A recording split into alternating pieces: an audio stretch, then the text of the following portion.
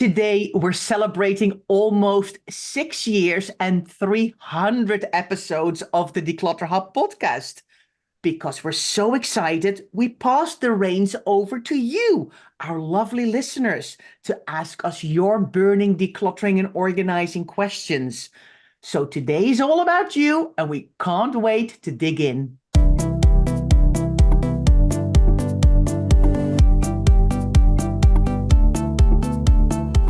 You're listening to the Declutter Hub podcast, bringing you tried and tested, no-nonsense tips and advice from the leading experts in decluttering and organising your home. Now here are your hosts, Ingrid Jansen and Leslie Spellman.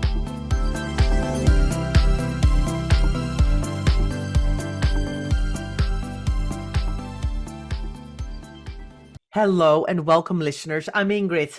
And I'm Leslie. If you're new to the Declutter Hub podcast, you're so welcome. What you'll find is that we try and find a fun factor in the serious business of decluttering. And if you've been here for a while, you know exactly what we mean. So thank you so much for listening.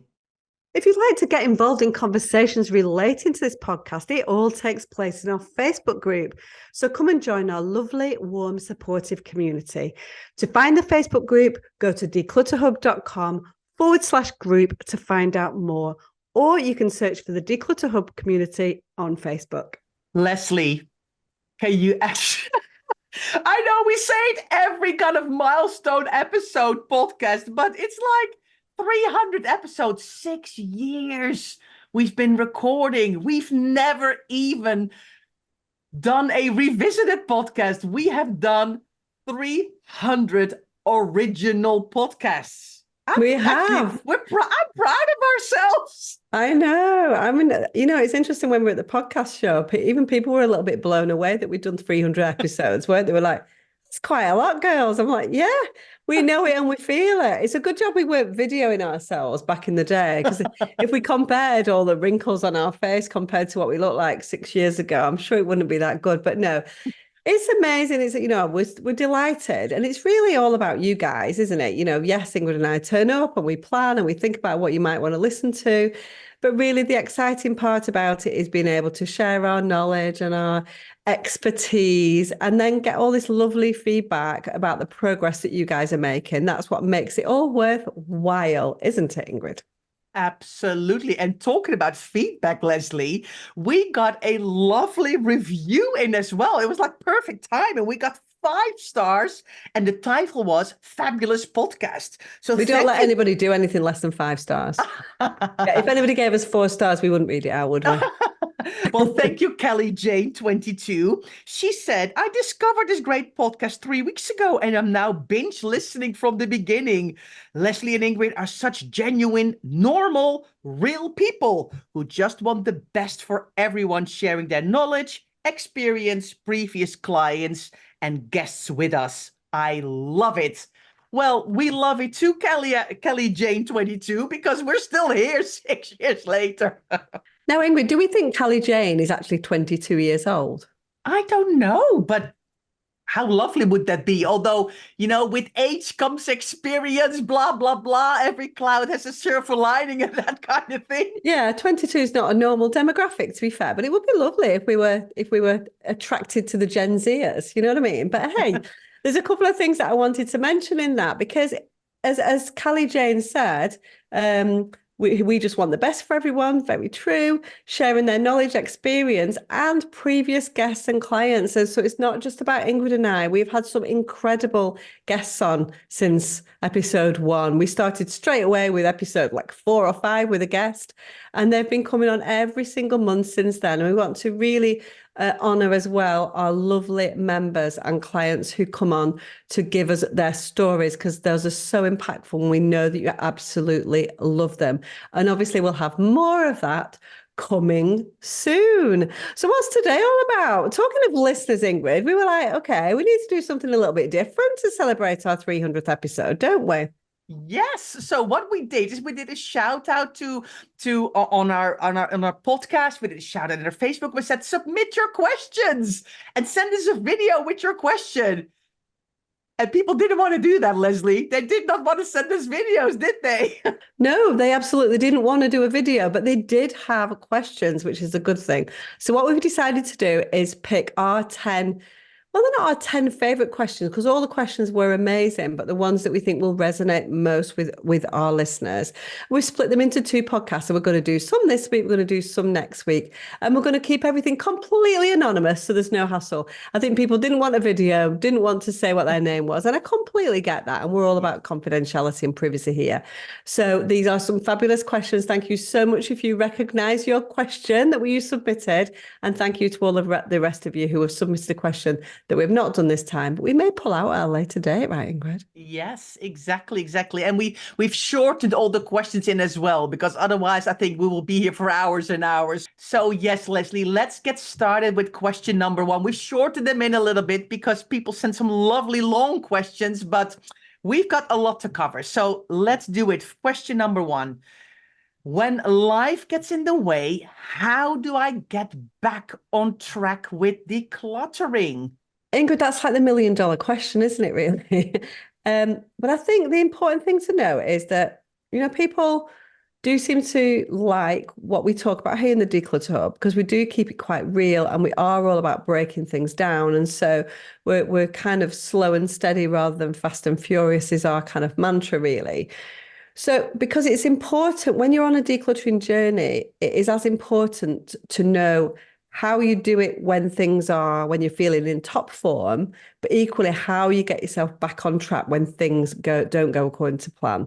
Because you show me a person who can go for a month, 6 weeks, 6 months, whatever that might be, without any curveballs coming their way. It just doesn't happen. Life is not linear, is it? Life has got ups and downs all the time. And if we're really going to be successful at decluttering, we need to learn to get ourselves back in the saddle. Once something goes awry, we need to give ourselves grace and go, that's fine. Something happened that's more important than my decluttering at the moment, but I need to keep that in the back of my mind to make sure that I pick up where I left off last week, right? I think as well, Leslie, I think it's so important that indeed it's life is a bit of a roller coaster, right? You've got ups and downs, you've got busy days, you've got quieter days. Unexpected things happen, and it can be something small from when you're in the middle of your decluttering, a friend ringing or the doorbell ringing or anything like that, to, oh my gosh, my child has fallen over at school and has grazed their knee and needs to go and see a doctor because it's bleeding a bit more than we expected, to mom or dad has had a fall at home and has to go to the hospital, So there's different things that we have to contend with. And I think when we are busy and stressed and overwhelmed, which happens a lot when there's a lot of clutter, even the smallest thing can really throw us off course. While when you're actually a bit calmer and a little bit more organized and not have so much clutter around, you're often more easier able to kind of navigate that curveball that comes your way. So I think it's really important that when life is not hectic and crazy, or when it is, you still need to make time for that decluttering and organizing, because it will pay back over time. You will not see that difference within a day or within 2 days. It's with every habit, you see the results appearing after a few days, after a few weeks. And then you can kind of go, oh, now I see what I'm doing. But I think when we constantly let curveballs take our off track, then I think it's really, really hard. We have to, I think, really try to choose ourselves, because sometimes we get involved in other people's drama all the time. And it's like, but hold on a minute. I need to also do what I got to do here. Yeah, exactly. I think there is a difference as well between what we need to do as well. We need to do a bit of analysis about what a curveball might be. And that's all about being realistic. So we talk a lot about realism in the Declutter Hub. And so there are some things you can pretty much preempt. And so, the kind of instances that Ingrid was talking about, where somebody has a fall, a child has a fall, somebody knocks on the door, those kind of things that take you off track. But then there are also days when you want to set yourself up for success in the morning and you hope for a good day. But actually the reality of your day is that There are ups and downs with every day, with energy, with mood, with mental health, physical health. Those kind of things are probably more that are likely to happen, and they need to be factored into your journey as well. So there are things that we're not expecting, and there are things that we probably are expecting, and it's understanding the difference between those two. So I think if it is something that happens all the time, regularly, then we need to plan that, factor that into our planning, because planning and preparation is everything when it comes to a decluttering journey. So we need to make goals, like mini achievable goals, that are suitable for our energy levels and the way our lives go up and down. If it's just a curveball, we need to just be committed to getting back on track. I think it's a slightly different thing, isn't it, Ingrid? But ultimately, whatever it is, it's about having done the planning and preparation for what you're about to do and thought about it. And it's about having control as to where you're up to. So, for example, when we're working with a client, we might have all the best intentions in the world to do a kind of 4-hour session and to get to the end of it and to get the room done. But something might happen during the course of a day, which means that we have to break off before we're completely finished. And it's so important, isn't it, Ingrid, to sort of almost document and label things to show where you're at. Because you might think, I'm going to get back onto that tomorrow. Even if you're working on your own, if you're working with a professional organizer, however you work, and you might have all good intentions to return to that tomorrow. But tomorrow might not happen either. And if that happens to be another 4, 5, 6 weeks away before you get back to that, you don't want to go back to square one. So the best thing that you can do is try and put some kind of control as you're working on things. And so if you can if you started to get to the gathering like with like scenario, start to label these things and go, this one is decluttered but not organized yet. This one is categorized and this is what's in it. This is the shredding paperwork. This one has been sorted through. Those kind of things are really going to set you up for success long term if something happens that is that curveball that you're not expecting, right, Ingrid? Yeah, I think it's really, really important. And I think it's also really realizing that you need to put yourself first and that you need to carve out time in your diary. I think I had a conversation with a client, and she said, "Oh yeah, my diary is really, really busy and I'm out of the house all the time." And I said, "But if you want things to change in your house, you're going to have to make sure that you're actually at home and put it in your diary that you're going to do something. How can you get back on track if you're never there? If you're always outside, running errands, doing stuff for other people all the time? You need to be at home to make that change." You can't go on a transformational journey without carving out time to devote to it. Yeah. Whatever it is, it's going to need focus. And we don't want that focus to be, 24 hours a day, 7 days a week. Far from it. That's where we want the realism to kick in and go, okay, I do have quite a busy life, but on a Saturday morning, I've got two hours that I can devote to this, or I can do 15 minutes at 7:30 at night, or do you know what? Before everybody gets up in the morning, I'm just going to do a really small 15-minute task and see where that takes me. This is what's incredible. So this morning, Ingrid, I was at a success session, which is one of our membership sort of accountability sessions, isn't it? It's a kind of an action implementation session. 50 minutes, and the amount of stuff that can get done in 50 minutes. We've got people, doing price comparisons on insurance claims. We've got people resetting the whole bedroom. We've got people doing cleaning stuff. We've got people doing all of the washing up. We've got people decluttering a cupboard. There's so many things that you can do in 50 minutes. It always astounds us, doesn't it? Just how much, us and everybody else, just how much you can get done in less than an hour.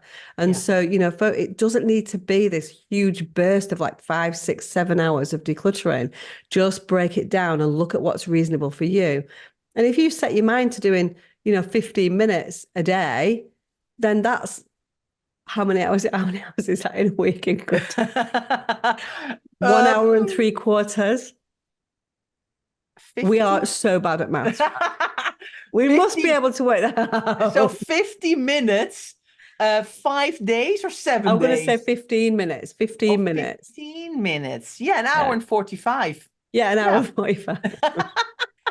I did get an A at O-level maths, which is like astonishing, to be fair. When Ingrid and I ever have to do anything to do with maths, it's like I was like thinking pathetic. 50 minutes, and I was like, oh, now you're really like that's 350 minutes. There's 60 minutes in an hour, and then I got all tangled. I'm like it's nearly 6 hours. Whether you do 15 minutes or 50 minutes, Yeah, it's going to really mount up and it's really going to yeah, make a huge difference. yeah, So yeah. those are some of the kinds of things to think about when you feel like life is throwing curveballs in your path and stopping you from making changes in your home. Ultimately, it's down to you to do the planning, the preparation, and to be realistic about what's unfolding. So I hope that's helpful. And thank you so much for submitting this question. Let's go to question number 2. What zones would you have in a living room? My living room gets thrown a lot at it during the course of the day because my house is quite small. How do you suggest I get started in organizing it? Now, we love this question because living rooms are actually quite notoriously tricky to do. Because I know that everyone's house is different, right? I mean, Leslie is lucky enough. She's got a kind of a sitting room, and she's got a kitchen dining room, and she's got a larger house. So she's got more space. But I have a living room, which is the place where we watch TV. It has a desk. It's where we eat sometimes. It holds lots of stuff. I mean, all tidied away in cupboards and organized, but my living room has to work hard because I don't have a separate TV room or a separate dining room or I don't even have a separate office. I can't, maybe I will have an office of my own one day, Leslie, but And my heart bleeds, honestly. It's not like a sympathy thing, Ingrid. You're perfectly fine, but you've just got a few bits in your living room. You know what I mean? I You've got a know. nice house with plenty of space in it, and it's True, all organized. But I hear where you're true. coming from. Your living room is multi-purpose and it needs to Yeah, be multi-zoned. And I think yes. that's the point, as are many, many people's living rooms right across the world, right? And Yeah. really, we say all the time, it's about you have to work with the house that you've got. There's no point in, Ingrid, even though she does lament, she's like, I want all those rooms. Just more rooms to tidy, right? I know, I don't want to clean them all, but Yeah, exactly. I think it's really important for us all to be realistic about the space that we've got, and we have to make different choices, and we have to do different things based on the space and what our life throws at our living room. So Ingrid, you're the yeah, one with all the zones, so you tell us how you think you should zone it. well, I think first of all, when you are looking around your living room and you're thinking to yourself, what is happening here? I think you first have to think, what is happening here? What are we doing? Are we actually eating in this room? Are we just watching TV? Is it a craft area? Do the kids do their homework? Is there a desk in here? Is this the place where we do board games? What kind of activities and things do you do in your living room? Because I think once you got that kind of firmly in your head, then you can decide, okay, so what kind of stuff is involved with those activities? And what kind of stuff is in this living room that has nothing to do with any of those activities and actually should live in another place? Because things end up right in rooms. It just happens over time and we kind of don't see them anymore. We kind of get blind to them. But it's like, if there's musical instruments, for example, in a living room, but you always play somewhere else in your house, whether it's a bedroom or the conservatory or the whatever it is, does it make sense to move those items? So think about what happens in this living room, what kind of activities and what kind of stuff goes with it. And then you can go, right, okay, how am I going to work it out? Because what you don't want to do is have stuff on one side of the room while you actually do the activity on the other side of the room, because then it becomes chaotic. And also, when you then finished with a certain activity, it's harder to tidy up because it's not right there. Even in a small room, right? It's easier to tidy it up to next to where you're sitting. For example, we do board games and card games in our house. So we have a sideboard where they live next to our table. So when we're finished, we put it back in the box and it goes back in the cupboard, and we don't leave it out because that cupboard is easily accessible. We have a desk with a printer and stationery and file folders. Next to that, there's a cupboard next to the desks where those type of things live, because then you create kind of a work homework zone. There is the side of the room where we have the TV and the sofa, and that's where we still have a Wii in our house. We occasionally do bowling and tennis and Mario Kart. So that's what is there where the TV is, because then it's easy to take out and easy to put back. And that's what we mean with zoning a living room. It needs to make sense that everything that doesn't belong in that room and is not being done in that room needs to be put somewhere else if possible. Yeah, I think it's really interesting, the kind of zoning idea. I mean, first of all, if your living room is having a lot thrown at it, it's really important to really pare down. So to really declutter what you don't need. You could have some overflow somewhere else as well. So if you need certain elements of it, but you don't need everything, and you're quite tight on space in your living room, you've got a little bit of scope elsewhere, there's a possibility to put some overflow somewhere else if you've got something like that. I think you really need to compromise as well. So it's not uncommon for people have to put things underneath the sofa, at the back of the sofa, but choose carefully what kind of things that you are putting behind the sofa. Things like wrapping paper, stuff like that you use infrequently. Those are the ideal kinds of things that, with the right kind of storage, can be just slotted underneath the sofa if necessary. So think about things like that. So, but quite often in a living room, you will have an area for books. If you're still using anything digitally, people will use CDs and DVDs often go in there. You've got things like batteries, light bulbs, so they need a zone of their own. Stationery is often in a living room. Craft, as Ingrid said, is there. And you've really got to think about what deserves its space in this room of my home, because ultimately that multi-purpose room, we want to be able to relax in it. The real problem with a lot of living rooms is toys, because that's when it really takes over the space. And you've got to really think carefully about how you're going to do that. And the best way to do that in a living room with anything, whether it's toys or anything else, is to have things that are covered over. So to use things like Kallax units where you can put things away rather than them all be on display. Now, if you're neurodivergent, sometimes it's a little bit more tricky, because actually putting things away doesn't help you.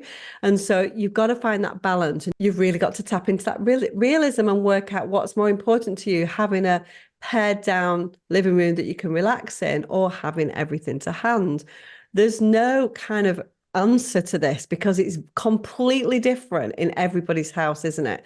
But it is all about visibility of what you've got. It's about accessibility of the things that you need to be able to take out and put away. That's what Ingrid was talking about before, like have the things close to where you need them, if at all possible, because that means that there's no barrier to putting them away. The further away or the more awkward they are to put away, the less chances that you do that. And so that's why, putting things behind sofas, underneath sofas, it's not ideal, because it's a bit of a faff to put them away. But if that's what's required, and that means that it's got a home, then it's important to do that. So just think about that in your living room. Everybody's living rooms are completely different. Some people have got studies, some people have got craft rooms, some people have got separate dining rooms, some people don't. Some people have got their living room in their kitchen, some people have got no storage in there. And so everybody's living room is completely different, and you need to take it back to basics and work out what's going to work for you. Yeah, I think so too. And on a final note of that as well, really think about how you also display your memories and things like that, because a living room is often a place where we have photographs and knickknacks and memories from trips and people and everything, but it can become really, really overwhelming. So if you find your living room visually very, very overwhelming, and you see stuff everywhere, just neaten up all those ornaments and pictures and posters and everything like that as well. Do you need to have everything out? Can you maybe create a little area where you can kind of swap some stuff over, just to all pare it down just a little bit? Because I think if you want to relax in your living room, which a lot of us want to in the evening or during the day, I think it's really important to also look at that visual clutter. So I hope that was helpful. That was question number 2. Let's go for a break, and we'll come back with another couple of listener questions. See you soon. Hi, everyone. Welcome back for episode 300. And we're doing listeners' questions. We did 2 before the break, and now we've got another couple of very good questions for you. So quickly, let's move on to question number 3. And it says, I never seem to get started because I'm waiting for all the stars to align. How do I get over this? Oh, perfectionism, Leslie. I know it definitely rears its head in the decluttering world all the time, doesn't it, Ingrid? And it stops people completely in their tracks. They don't even get started. Procrastination and perfectionism go hand in hand in a decluttering journey. Really, it's all about doing some preparation, which you absolutely need to do, and planning, but you need to get to that point of implementation or action. It's interesting because we were having this discussion yesterday in a member session with somebody. Somebody was saying, I love the learning. I love doing all the learning. I love watching the videos and stuff like that. But the action is the thing that I'm kind of missing, which is why things like our success sessions and things like that are amazing for getting to that action stage. Because as people that love clutter, we also like information, typically, not everybody, but we like stuff and we like information. So we just keep looking at ideas and light bulb moments and courses and reels on Instagram and things like that for inspiration, but never get around to actually implementing any of these fabulous ideas. So I think it's really important to recognize that in yourself. The first step on sort of kicking perfectionism to the curb is recognizing that that's your tendency and that is what's stopping you from doing your decluttering. A lot of people don't relate it to their decluttering journey and go, I know I'm a perfectionist in so many areas of my life, but I'd never really thought about it before in the context of decluttering. Honestly, it's massive. It's a huge thing in the decluttering world, isn't it, Ingrid? So let's talk about some of the preparation, Ingrid, that you need to do first before you launch in and take action. I think there's several things that you need to do, Leslie. I think, first of all, it's really important to set yourself a goal. What do you want to achieve in this room, in this area? How do you want it to look? What's the vision here? And then I think you also need to write that down, because when you kind of write it down, you can go, okay, that's my endpoint. This is where I want to go to. And then you can kind of start to think, okay, how am I going to get there? And what kind of barriers are possibly coming into my way? You also need to definitely prepare yourself and your mindset in your room. You can't just launch yourself in and hope for the best. And I think that's what we see a lot, right? People get fed up and they get a bit like cross with themselves, and they're like, oh, I just can't. Or they kind of get stuck in I need to buy all the perfect things, and indeed look all the YouTube videos, all the socials, get all the containers and get everything measured and get everything. And then it's like, oh, and now I've completely lost why I was doing this. And now I've bought all this stuff and spent all this money, and it still is not done.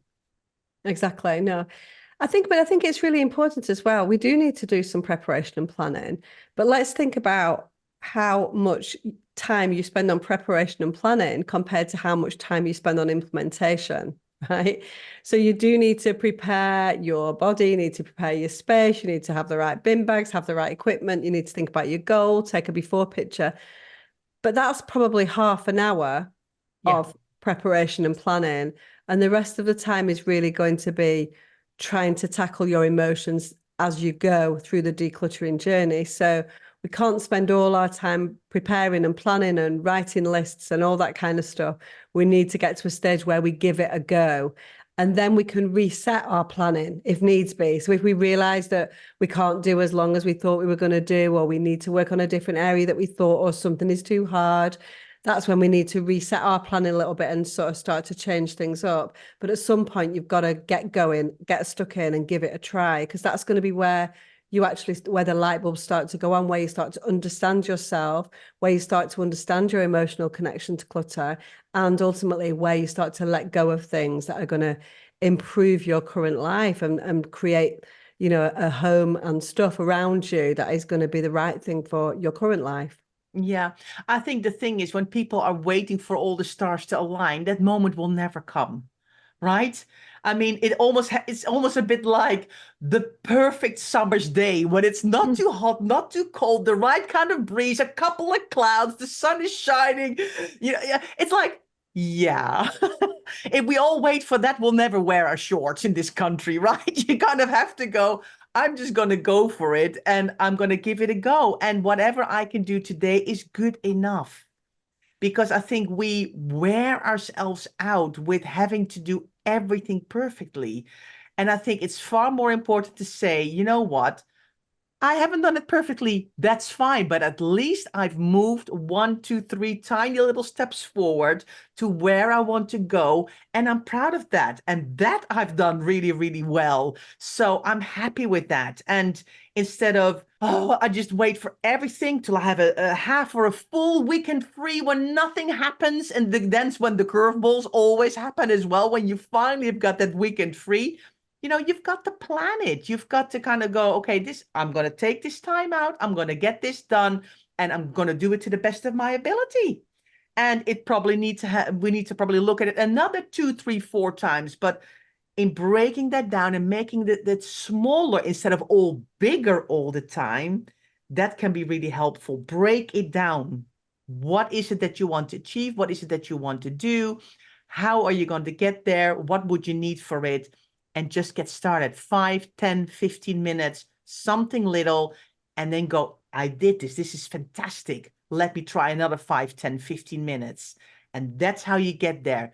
Nobody goes to a perfect, tidy house overnight. And by the way, not a lot of people that I know have a perfect, tidy house. I mean, I don't have a perfect, tidy house. I mean, it's nice, but it's not tidy and perfect at all. But I'm happy Ingrid, you with do how disappoint me. You do disappoint me. I can see those books behind you, not perfectly placed. I Need to know. go They're a bit straighter. wonky. They're a bit wonky. And that's fine. Exactly. So don't wait for the stars to align is our advice on this. Just give it Yeah. a go. You've got to get to that stage of action. And if you recognize some of these traits in yourself, then you need to know that's holding you back on your decluttering journey. Perfectionism leads to procrastination, leads to inaction. And so that's what we wanted to say about that one. But great question as always. Yes, definitely. Let's go on to question number 4, Leslie. Oh, I love this one as well. I know I have kept too many birthday cards over the years. How do I go about sorting them all out? Oh, I love a birthday card. Oh, we've talked about you and your love of birthday cards so often, Ingrid, honestly. I She just know, loves the it's cards, nice. but you I don't know. keep them all though, do you? You love getting them, but you don't keep them, do you? I've become better and better over the years, Leslie. But yeah, I think it's so nice if people take the time out to write a card. But I've become more and more realistic. I mean, in the past, I would have kept every Christmas card as well. I don't do that now either. How many cards have you got then? I feel like it's like a sort of like a confession time. I didn't Uh, realize. I don't think yeah, we've ever spoken about the fact that you've got loads of birthday cards I've before. got quite a lot Like of how birthday many? cards. Like got you like normally this is where Ingrid says a couple, and then it will be like 500 or something. What? How many? I couldn't tell you. Yes, you could. You No, absolutely. actually, You're a professional organizer. You know exactly how many you've got. no, I've got so many I can't. Ingrid, well, why did you say you love this question? Because I think I need to take my own advice, Leslie. Right. Well, I'm going to take this one because clearly you're not qualified to give advice on this. But like I said, I've gotten better. I've gotten better. Yeah, maybe you probably got better because people don't send as many cards these Yeah. days. Yeah, exactly. Right. Okay. Let's dig into birthday cards. So ultimately, the thing is with birthday cards, Christmas cards, any kind of celebration cards that you get in from other people, if it's not having any effect in your home whatsoever, like Ingrid, it's not having any effect, doesn't make a difference to her home at all. She'll have a nice little place where she keeps them all. She'll have them labeled. She knows where they are. She's probably going through them on a regular basis to have a look and to sort of sift through them, not causing any problems in her house. So therefore, not an issue that she needs to be spending her time on. If, however, you are a person who is overwhelmed with stuff in your home, overwhelmed with sentimental items, and you're like, oh, that is stopping me. I've got 2 shelves that I'm giving over to cards or sentimental cards, that mean that I've got clothes that are on the floor because of it, or that I can't fold away.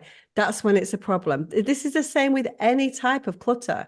If it's not causing you a problem spatially, don't worry about it. You don't have to. It's only when the stuff starts to encroach too much on the space that it becomes a problem that you need to deal with it. I'm not saying that you can't fine tune or let go of things along the way just to keep it in order. But in general, the reason why Ingrid has not done this is because it's not a huge problem, even though I think that actually she needs to pare down, but that's by the by. But I think it's really important to keep the best. It's all about quality over quantity. There will undoubtedly be cards that you receive from people that if you looked back on them 10 years later, you wouldn't even remember who it was that had sent them. There might be cards in there that don't have much sentiment behind them. So as Ingrid said before, she loves it when people take the time to write a nice message on a card. And you know when you have a nice message in a card, and that's when that card becomes special. That's when it gives you that kind of warm, fuzzy feeling inside that all sentimental things should have. Unless you've got an emotional response when you look at a card, then it's not sentimental. Okay. Yeah. That's really important to know. So I think it's about A, realizing when that's a problem, and B, trying to make tracks to find the quality in the quantity. Because the problem is if you've got too many, you're never going to find the time to go through them and get that warm, fuzzy feeling from them, because you can't look at them as a whole. You have to look at them individually to get that warm, fuzzy feeling. As a collection of cards, that doesn't make you happy. It's the individual cards that make you happy. So you need to pare those down so that you've got 50, 100, however, 20, whatever your number is, that are very special, that you can get that feeling from.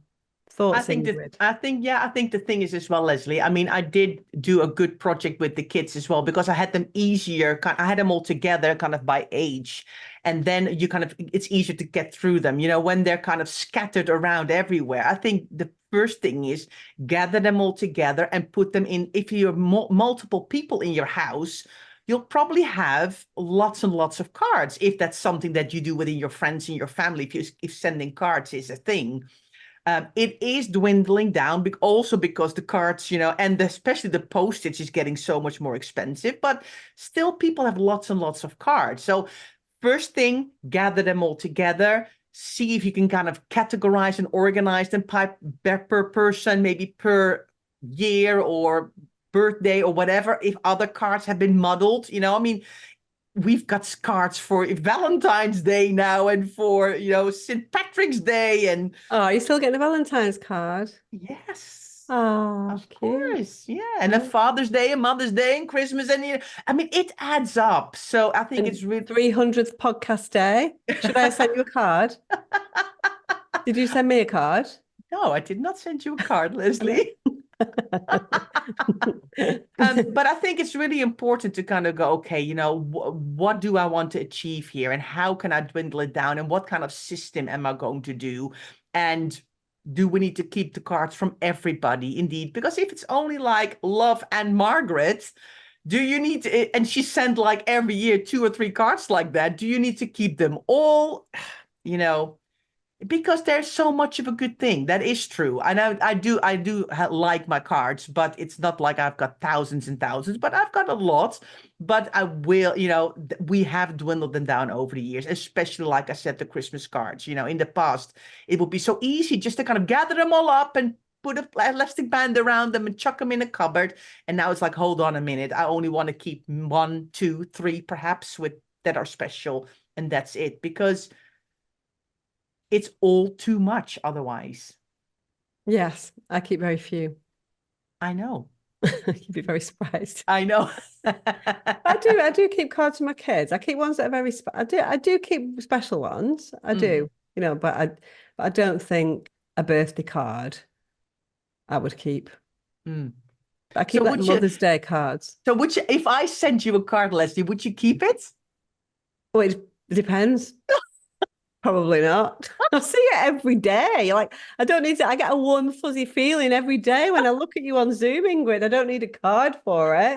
But I might. It depends what it was all about. If you had sent me a 300th podcast episode card, I definitely would have sent that. Would have kept that anyway. So we need to move on from Yes. cards. And some point you need to tell us exactly how many cards you've got. Do the counting. Now you need to write down. It's time to tackle your cards because I think it's a little bit, Yeah, no. not It's really practicing what you preach, are I you? know, I know. I think I'm very good at other areas, but sentimental items is tricky. I'm not gonna lie. I'm not gonna lie. Right, let's do question number 5 in this part 1 of the 10 decluttering tips you can't live without. Question: where do I even get started when my whole house needs a serious declutter? Ooh. I know. I like this question because I think sometimes people, might have the impression that we only work with clients who have a little bit of clutter, but we also help a lot of people who have lots of clutter or who have a whole house that needs decluttering. Yeah, I think where do you even get started? And this is like again, another $1 million question, really. When you're faced with so much overwhelming work to do in front of you, how do you then get to a stage where you can break that down into something that's sensible? I think it's so important to, we've talked about planning and preparation before, and that needs to be done.